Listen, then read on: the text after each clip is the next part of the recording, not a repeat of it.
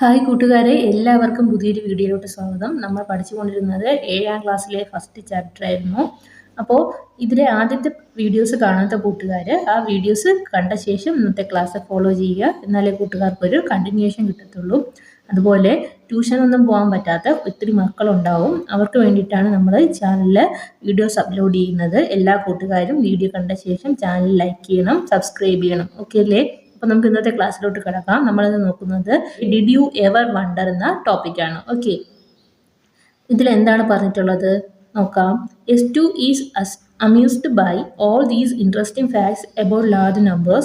While thinking about these, he came up with the unusual questions. Could the entire population of Mumbai fit into 1 lakh buses? അതായത് നമ്മൾ fascinating facts എന്ന് പറഞ്ഞൊരു topic പഠിച്ചിട്ടുണ്ടായിരുന്നു. അപ്പോൾ അതിൽ വലിയ വലിയ നമ്പേഴ്സ് മൾട്ടിപ്ലൈ ചെയ്യാനും അതിൻ്റെ ഓരോ പ്രത്യേകത എന്താണെന്ന് നമ്മൾ പഠിച്ചിട്ടുണ്ടായിരുന്നു. ആ വീഡിയോ കാണാത്ത കൂട്ടുകാരത് കാണുക.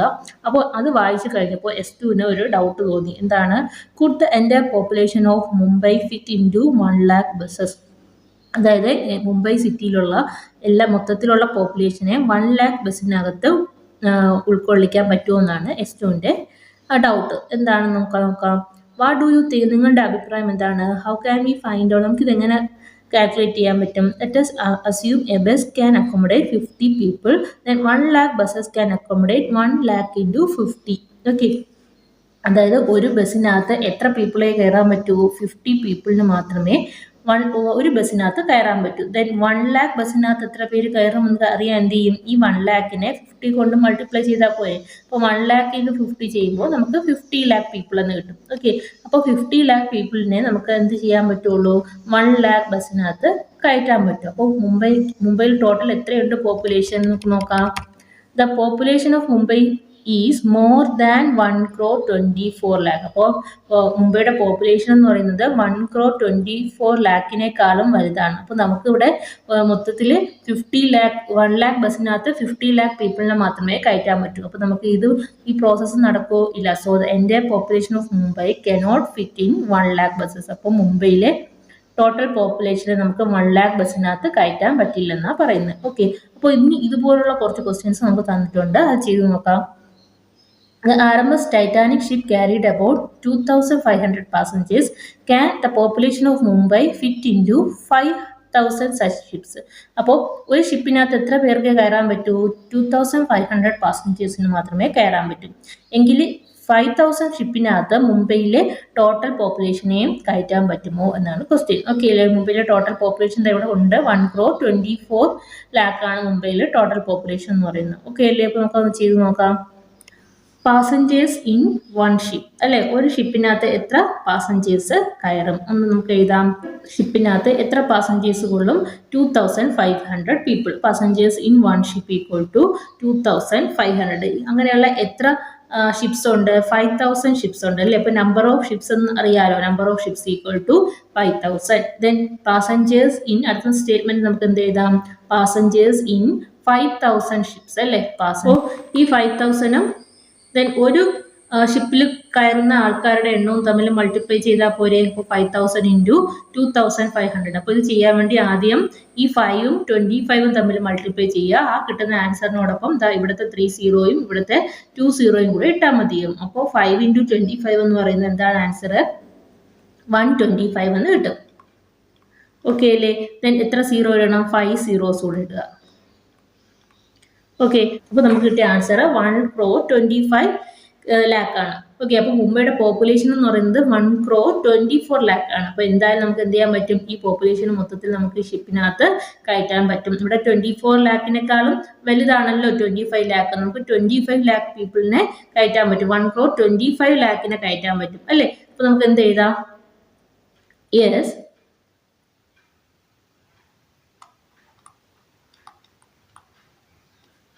population of Mumbai is fit in 5,000 ships. Okay, next question നോക്കാം.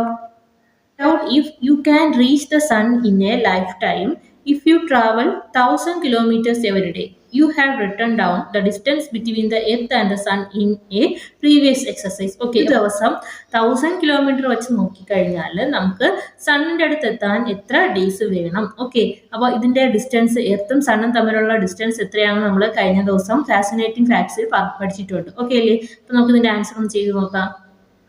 ഓക്കെ, അപ്പൊ നമുക്ക് സ്റ്റേറ്റ്മെന്റ് എങ്ങനെ എഴുതാം? Distance between sun and earth is 14 crore 70 lakh kilometre എന്ന് എഴുതാം. ഓക്കെ അല്ലേ? അപ്പൊ നമ്മൾ ഒരു ദിവസം എത്ര ട്രാവൽ ചെയ്യും? 1000 കിലോമീറ്റർ. അപ്പോൾ ഡിസ്റ്റൻസ് ട്രാവൽഡ് ഇൻ 1 day അല്ലേ?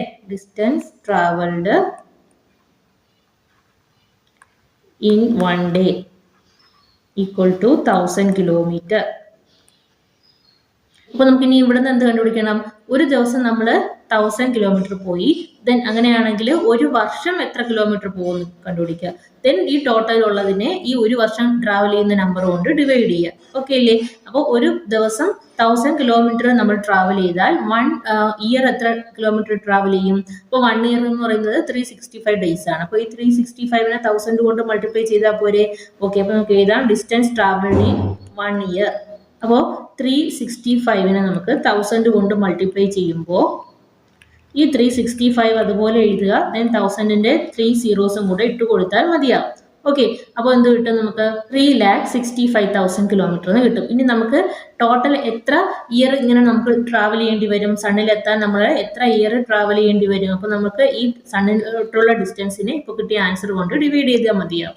Time taken to reach the sun. Okay, time of 14 crore 70 lakhനെ നമ്മൾ ഇപ്പോൾ കിട്ടിയ 3,65,000 കൊണ്ട് ഡിവൈഡ് ചെയ്യുക. 3,65,000.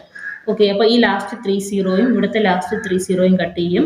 ബാക്കി ഇത്രയും നമ്പറിനെ 365 കൊണ്ട് ഡിവൈഡ് ചെയ്യുമ്പോൾ ആൻസർ നമുക്ക് 402.7 ഇയേഴ്സ് എന്ന് കിട്ടും. ഓക്കെ അല്ലേ?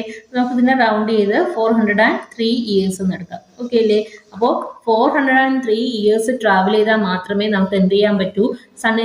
സണ്ണിനടുത്ത് എത്തത്തുള്ളൂ. അപ്പോൾ അത് പോസിബിൾ ആയ കാര്യമാണോ? ഓക്കെ, നെക്സ്റ്റ് ക്വസ്റ്റ്യൻ നോക്കാം. Question, make necessary reasonable assumptions and answer the questions below. അപ്പോൾ നമുക്ക് ഇതിനെ ആൻസർ ചെയ്യാനാണ് പറയുന്നത്. നോക്കാം. If a single sheet of paper weighs 5 grams, ഒരു സിംഗിൾ ഷീറ്റ് പേപ്പറിന്റെ വെയിറ്റ് എന്ന് പറയുന്നത് 5 gram ആണ്. Could you lift 1 lakh sheet of paper together at the same time?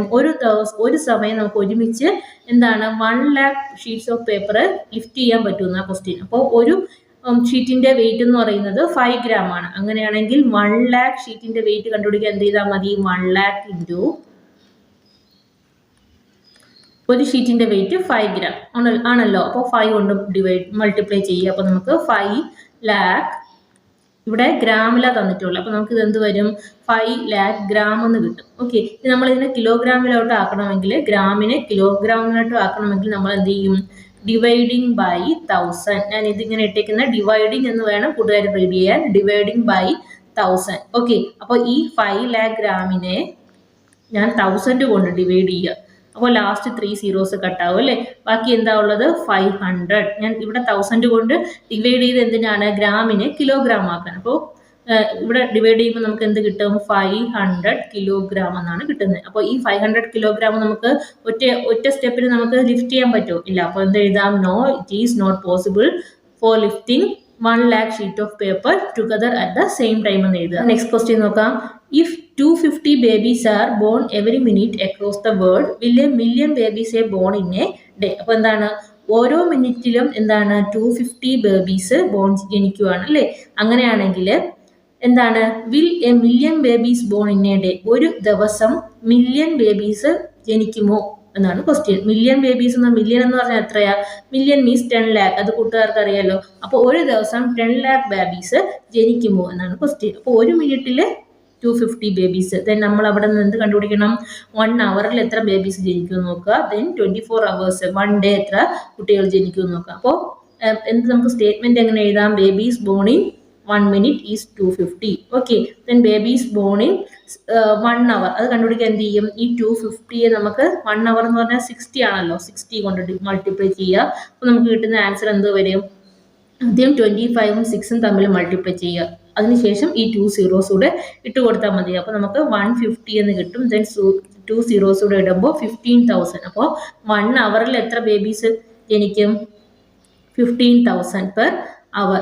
Okay, ഒരു മണിക്കൂറിൽ 15,000 ബേബീസ് എങ്കിൽ ഒരു ദിവസം എത്ര ബേബീസ് ജനിക്കും? അതായത് ഈ 15,000 നമ്മൾ വീണ്ടും എന്ത് ചെയ്യണം? 24 കൊണ്ട് മൾട്ടിപ്ലൈ ചെയ്യണം. 24 അവേഴ്സ് ആണല്ലോ ഒരു ദിവസം എന്ന് പറയുന്നത്. ഓക്കെ, അപ്പോൾ നമുക്ക് എന്ത് കിട്ടും? 3,60,000 എന്ന് കിട്ടും. 3,60,000. Okay, per day. ഒരു ദിവസം എത്ര ബേബീസ് ജനിക്കും? 3,60,000 ബേബീസ് ജനിക്കും. ഓക്കെ, അപ്പോൾ നമ്മുടെ ക്വസ്റ്റ്യൻ എന്താണ് 1 മില്യൺ ബേബീസ് ജനിക്കുമോ എന്നാണ് ക്വസ്റ്റ്യൻ. ഓക്കെ, 1 മില്യൺ എന്ന് പറഞ്ഞാൽ എന്താണ്? 1 മില്യൺ എന്ന് പറഞ്ഞാൽ 10 lakh ആണ്. 10 lakh. ഓക്കെ, അപ്പോൾ നമുക്കിവിടെ 10 lakh കിട്ടിയോ? ഇല്ല, 3,60,000 കിട്ടിയുള്ളൂ. അപ്പം നമുക്ക് എന്ത് പറയാം? Finally a million babies will not be born in a day. ഒരു ദിവസം എന്ത് ചെയ്യില്ല? മില്യൺ ബേബീസ് ബോൺ ചെയ്യില്ല, ജനിക്കില്ല. A million babies will not be born in a day. Okay അല്ലേ? നോക്കാം. Can you count 1 million coins in a day? Assume you can count 1 coin every second. അതായത് ഒരു സെക്കൻഡിൽ നമ്മൾ 1 കോയിൻ വെച്ച് കൗണ്ട് ചെയ്യുവാണെങ്കിൽ ഒരു ദിവസം 1 മില്യൺ കോയിൻ കൗണ്ട് ചെയ്യാൻ പറ്റുമെന്നാണ് ക്വസ്റ്റ്യൻ. ഓക്കെ, അപ്പം 1 മില്യൺ നമ്മളിവിടെ എഴുതിയിട്ടുണ്ട്. 1 മില്യൺ എന്ന് പറഞ്ഞാൽ 10 lakh ആണ്. അപ്പോൾ 1 കോയിൻ ഒരു സെക്കൻഡിൽ കൗണ്ട് ചെയ്താൽ നമുക്ക് 10 lakh കോയിൻസ് ഒരു ദിവസം കൊണ്ട് കൗണ്ട് ചെയ്യാൻ പറ്റുമെന്നാണ് ക്വസ്റ്റ്യൻ. അവിടെ നമ്മൾ എന്ത് ചെയ്യും? ആദ്യം ഒരു സെക്കൻഡിൽ 1 കോയിൻ ആണ്. ദെൻ ഒരു മിനിറ്റിൽ നമ്മൾ എത്ര എണ്ണം കൗണ്ട് ചെയ്യും? ദെൻ അവിടെ നമ്മൾ 1 മണിക്കൂറിൽ എത്ര കോയിൻസ് കൗണ്ട് ചെയ്യും? ദെൻ ഒരു ദിവസം എത്ര കോയിൻസ് കൗണ്ട് ചെയ്യും? ഒരു സെക്കൻഡിൽ ഒരു കോയിൻ വെച്ച് ഒരു മിനിറ്റിൽ എത്ര കോയിൻ കൗണ്ട് ചെയ്യാൻ പറ്റും? ഇപ്പോൾ 1 × 60 ചെയ്താൽ പോരെ? Is equal to 60 coin per hour, per minute, sorry. അപ്പം എന്ത് എഴുതാം? 60 കോയിൻസ് പെർ മിനിറ്റ്. ദെൻ ഒരു മിനിറ്റിൽ 60 കോയിൻസ് ആണെങ്കിൽ 1 മണിക്കൂറിൽ എത്രയാവും? 60 × 60 ചെയ്താൽ പോരെ? 1 മണിക്കൂർ എന്ന് പറഞ്ഞാൽ 60 മിനിറ്റ്സ് ആണല്ലോ. അപ്പോൾ 60 × 60 നമുക്ക് ചെയ്യുമ്പോൾ 3,600 എന്ന് കിട്ടും അല്ലേ? 3,600. 6 × 6 36. 2 സീറോയും കൂടെ കൊടുക്കുക. 3,600 കോയിൻസ് പെർ അവർ. ഓക്കെ, അപ്പോൾ ഒരു മണിക്കൂറിൽ 3,600 കോയിൻസ് കൗണ്ട് ചെയ്തു. ദെൻ 1 ഡേ എത്ര കോയിൻസ് ഉണ്ടെന്ന് കൗണ്ട് ചെയ്യാൻ ഈ 3,600നെ 24 കൊണ്ട് മൾട്ടിപ്ലൈ ചെയ്താൽ പോരെ? ഓക്കെ, ഇതിനെ മൾട്ടിപ്ലൈ ചെയ്യുമ്പോൾ നമ്മുടെ കൂട്ടുകാരൊന്ന് മൾട്ടിപ്ലൈ ചെയ്ത് നോക്കുക. അപ്പോൾ മൾട്ടിപ്ലൈ ചെയ്യുമ്പോൾ നമ്മുടെ ആൻസർ 86,400 എന്ന് കിട്ടും. 86,400 കോയിൻസ്. ഒരു ദിവസം നമുക്ക് എത്ര കോയിൻസ് കൗണ്ട് ചെയ്യാൻ പറ്റും? 86,400 കോയിൻസ് എന്ന് കിട്ടും. ഒരു ദിവസം മില്യൺ കോയിൻസ് നമുക്ക് കൗണ്ട് ചെയ്യാൻ പറ്റില്ല. ഓക്കെ അല്ലേ? മറ്റൊരു വീഡിയോയുമായി നമുക്ക് അടുത്ത ക്ലാസ്സിൽ കാണാം. അതുവരെ താങ്ക് യു.